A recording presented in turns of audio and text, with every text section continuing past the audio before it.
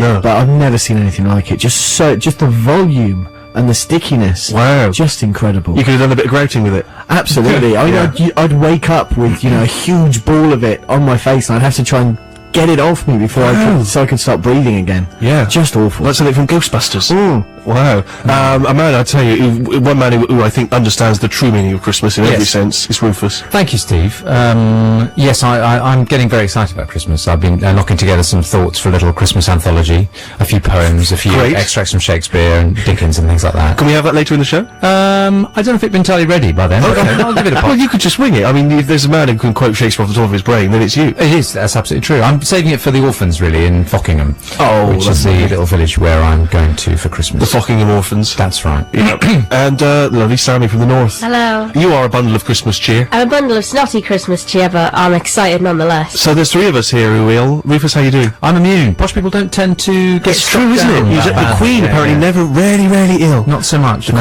How do you think, this is a quick question, do you think it's warm in the palace? It's a big old place to heat. It's true, I wonder. I've spent a bit of time there, obviously. Of course you have. But only in the summer months. Yeah, sure, you've never been there at Christmas time. Because I don't imagine she's got, she's not calling for an added duvet, is she, or an extra blanket? I'd imagine they could probably heat certain rooms, Steve. It's not either the whole castle's hot or the whole castle's cold. Yeah, but you don't want the Queen, or any of her underlings walking down the corridor in a nightie, getting a bit of a chill. Do you? You know what I mean? Well, no, that's true. A couple of, things can get very perky, can't they, in the chill? It's not appropriate for a monarch. No, it isn't. You know, so, I don't know. Have you been in the palace? Do you work in the palace? Get in touch, let us know. Is it cold in there? Because also, of course, there's a big eco question. Yeah. You know what I mean? If we, the taxpayer, are spending a fortune, it's important. It's important these things to raise at this time of year. I was wondering, should we play a lot of Christmas tunes? Because, you switch on the radio, a lot of Christmas music. It's tiring, isn't it? It is tiring. That's why I decided to do it. Brilliant. We didn't last year. I thought, no, we should be festive this year. We'll play some Christmas tunes. Not necessarily ones you'd expect to hear. For instance, you rarely hear this one from the Kinks.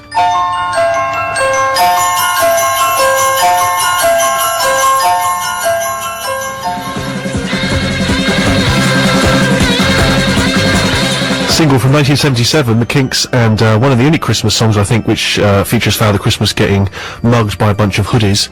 You don't tend to hear that. I don't think it's in the Shakin' Stevens one. I can't remember, maybe on the B-side. But yes, and the tune is called Father Christmas, and absolute treat. A little round of applause for Steve Show. Thank you very much, guys, for being here. Christmas a big time in your house, Rufus? Bless you, Steve. Yes, it is. We all take it very, very seriously. The traditions, the caroling, the singing, and the Victoria, very much a recreation of the proper German or Victorian Christmas. The German Christmas, is that very specific? Well, the Germans are responsible for how we see Christmas, really. All the decorations and the tinsel and the rosy-faced little children and the warm wine and all that sort of thing. It's all very German, is it? Yeah. It's interesting because the Germans get bad-mouthed a lot, don't they? And we often forget that we've got so much to thank them for. We do. The much of Coventry, for instance. Yes, exactly. The way Germans treat children and kind of fuss over them at Christmas is very much kind of we've borrowed that from them, and the tree. So prior to that, we were just slapping kids around. We were making them go hungry at Christmas. Yeah, that sort of thing. Yeah. Mind you, we sent them up chimneys. I think that was our idea. We sent them what, sorry? Sent them up chimneys. I think we can take the credit for that. What, little kids or Germans? Yeah, little kids. Yes. Little German kids particularly. Yes. But Charles Dickens kind of appropriated all those ideas, and he really created our idea of Christmas. But my family speaks in German over Christmas as a nod. As a nod to that. Yeah. How does one say Christmas, Merry Christmas in German? I can't remember. Oh dear. But no, text in. The first person to text in wins on 64046. What do they win? What do they win? Well, we'll come up with something. We've got quite a lot of spare food. I wish you hadn't done this. I'm pretty certain the BBC aren't allowed to run competitions. We can't be trusted. We can't be trusted. No, that's true. You might be made up, for instance, with this. Some people are wondering if you are even posh. True.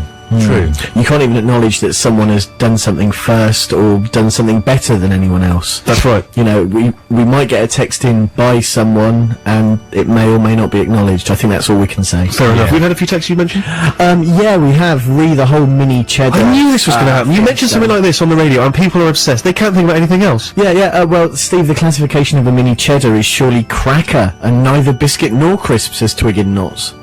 Says Twig? Yeah, I'm thinking that's a pseudonym, but it's a good one.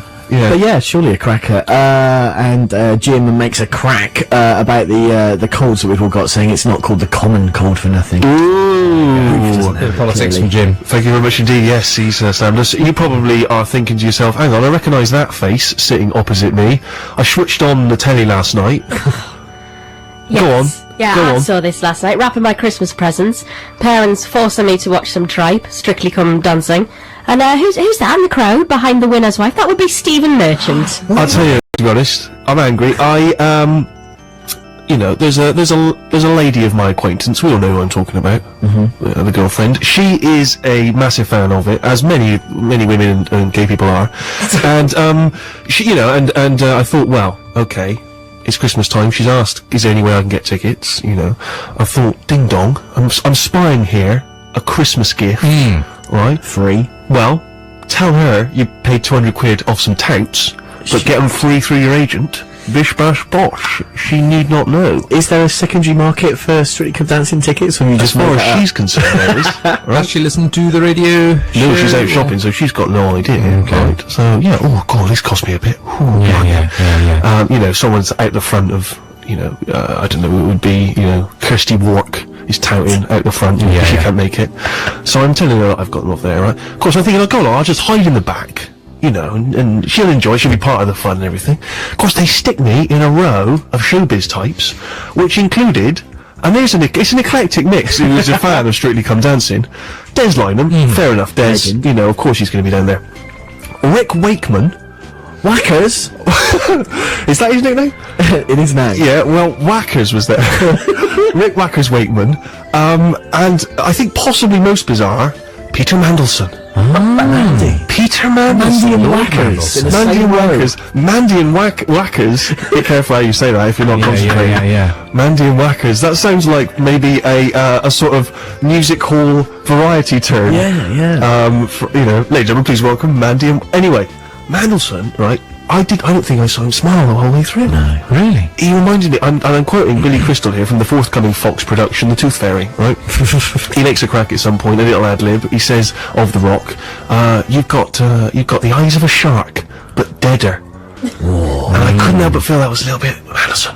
You ever see one of those films where maybe, I don't know, Christopher Walken's playing a serial killer, and there's a sort of happy scene of sort of, you know, people going about their business, maybe in the office or something, and they would just zoom in on him, and he'd just be staring, dead-eyed, looking straight ahead before doing something horrific. Yeah. It was very much what Mandy. Well, Mandelson's made it very clear, hasn't he, that he wants to get involved in future series Has he? of Strictly Come Really? Dancing. I didn't yeah. realise that. And whether he's there watching it and thinking, actually, this is beyond me, or whether he's actually had the tip-off from someone in production and said, look, you can come and watch, but you're not getting involved. Yeah.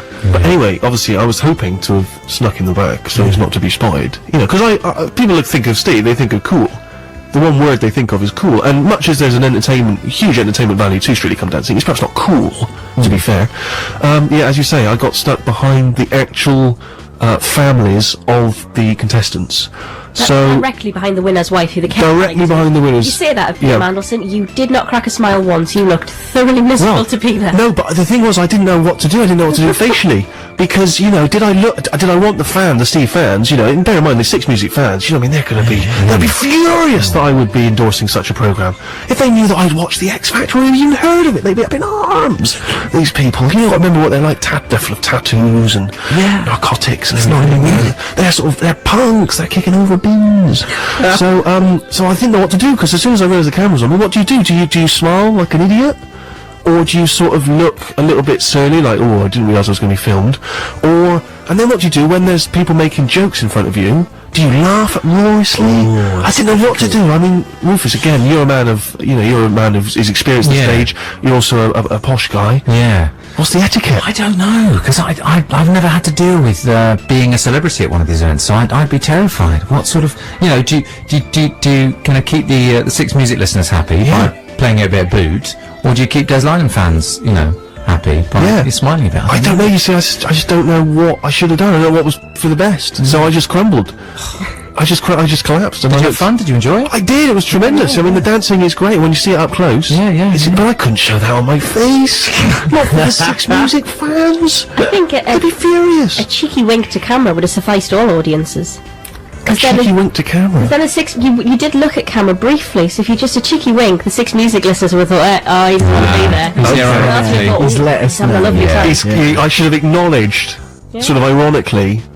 Or the graceful loser face that you would have at an award ceremony. So something quite calm and, yeah, that's really good, and clapping. You don't look particularly happy, you don't look particularly Did you think sad. I looked sour? Yeah. Oh dear, I feel bad now. It must have been bad though, because I'd imagine a man like yourself would have liked to have gone there and made some sarky comments while the dancing was going on, and surrounded by the families of the contestants, you couldn't really do that. Couldn't do that, of course. No, I couldn't crack wise. No, how frustrating. So so anyway, listen, I've learned a valuable lesson. Alright, spend money on loved ones. Okay, instead of trying to get something for free. I've had a valuable lesson learned. We've got live music later on the show. No. Yeah. Rachel Unthank. Yeah, you're a massive fan. She's coming up later, but here's a tune to get you in the mood.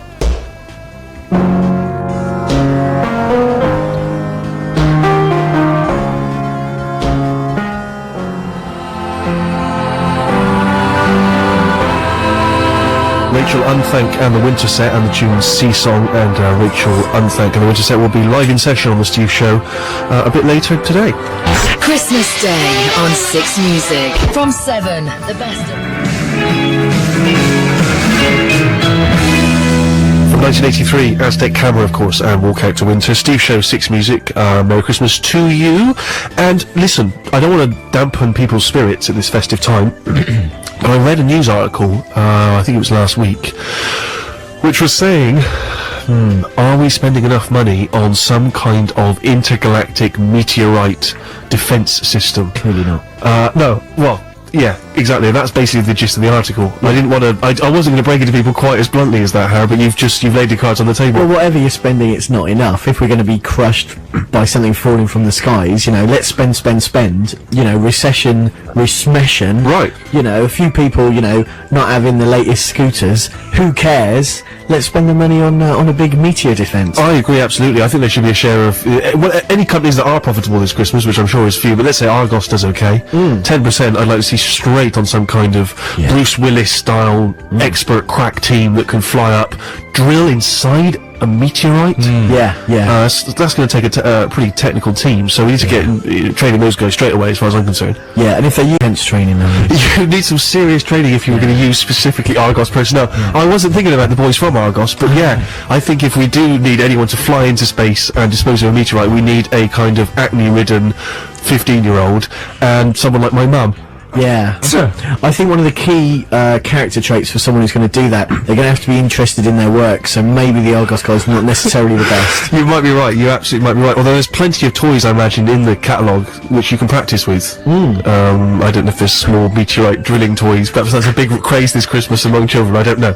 Get in touch if you know what the big craze is. But anyway, no, the point is this, there's not money being spent on the anti-meteorite system, and it got me thinking, okay, let's presume that a meteorite's on the way. Okay, which is likely, and as we know, that's pretty much what wiped out the dinosaurs. Yeah. We are almost certainly going to have to create some kind of underground bunker where people can go and basically, once the disaster is finished, repopulate the Earth. Now, there's not going to be room for everyone. We know that. We know that from science fiction. We know that that's the way of the world, right? Yeah. A lot of the plebs are going to be gone.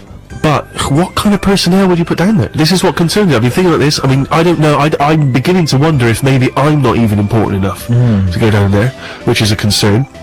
But let's say there's space for 10 people, and they're calling on the Six Music's listeners in order to draw up this list, which is more than likely. Yeah. It's about it's a public service broadcaster, the BBC. They might probably be a kind of Radio 2 Six Music competition. Not competition. Don't you? You Not competition, absolutely. Yeah. You certainly won't live through the crisis. But yeah, no, I'm presuming it's 5 people. 5 ladies, 5 men. Where do you start? Where do